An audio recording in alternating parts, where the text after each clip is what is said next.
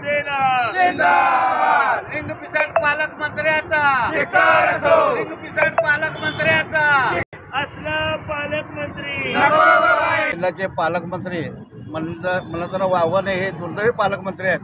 ज्या पालकमंत्र्यांनी ज्या महिलेला, ज्या अंबिराव मोहितेच्या घराण्यातील महिलेला विवस्त्र फोटो पाठवतो, त्या पालकमंत्र्याला मी तर म्हणतो सोलापूर दौऱ्यावर आले त्याला चपलेने मारल्याशिवाय सोडणार नाही. परंतु ह्या राज्यामध्ये राज्य करणारे तानाजी सावंत खेकडा असू द्या, त्याच्या चौकशात लावलेले आहेत. काल धनंजय मुंडेंचे राजीनामा घेतलेला राहुल जो मंत्री आहे विदर्भातला, तो सुद्धा प्रतिभाताई पाटीलची जमिनी ओळखवलेल्या आहेत. असे जर मंत्री जर आपल्या महाराष्ट्रावर राज्य करत असतील तर ह्या महाराष्ट्राचा अधोगती व्हायला वेळ लागणार नाही. जे लोक रामाचं नाव घेऊन सत्तेवर आले, ज्या EVM घोटाळा करून सत्तेवर आले, अशा अवलादी आपल्यावर राज्य करत आहेत.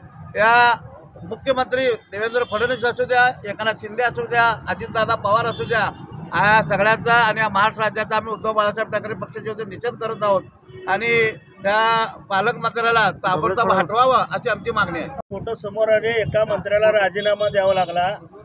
आज एका सोलापूरच्या पालकमंत्र्याचं बातमी आली आहे की महिलेला विवस्त्र फोटो पाठवले. मला वाटतं औरंगजेबाचीच अवलाद सत्ता करत आहे की काय असं आम्हाला या ठिकाणी वाटायला लागलं आहे. आणि असला नालायक भ्रष्ट पालकमंत्री सोलापूरकरांना बिलकुल नको आहे व सोलापूरकर महिलांचं देखील म्हणणं आहे की असल्या पालकमंत्री नको गो बाई.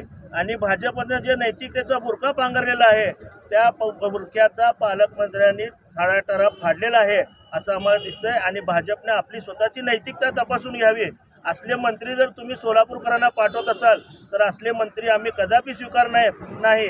आणि सोलापूर हे सिद्धेश्वरांची पवित्र भूमी आहे. असल्या पवित्र भूमीत या लिंगपिसटाला काहीही थारा नाही. आणि आम्ही सर्व सोलापूरकर या मुख्यमंत्र्याचा, उपमुख्यमंत्र्याचा आणि पालकमंत्र्याचा आणि भाजपचा जाहीर निषेध करतो. ते निर्दोष झाले म्हणजे कुमार गोरे जे आहेत ते म्हणतात की आम्हाला न्यायालयानं निर्दोष न्यायालयात माफी मागितलेल्या गोरेने न्यायालयात माफी मागितल्यानंतर सुद्धा त्यांनी त्या महिलेला त्रास दिलेला आहे. आणि ती महिला आता राजभवनपाशी उपोषणाला बसणार आहे. अंबिराव मोहिते जे स्वराज्यासाठी लढले, रक्त सांडलं, त्यांच्या घराण्यातल्या महिलेला हा माणूस त्रास देतो आहे. हा कसला पालकमंत्री? हा तर लफडेबाज मंत्री आमच्या दृष्टीने.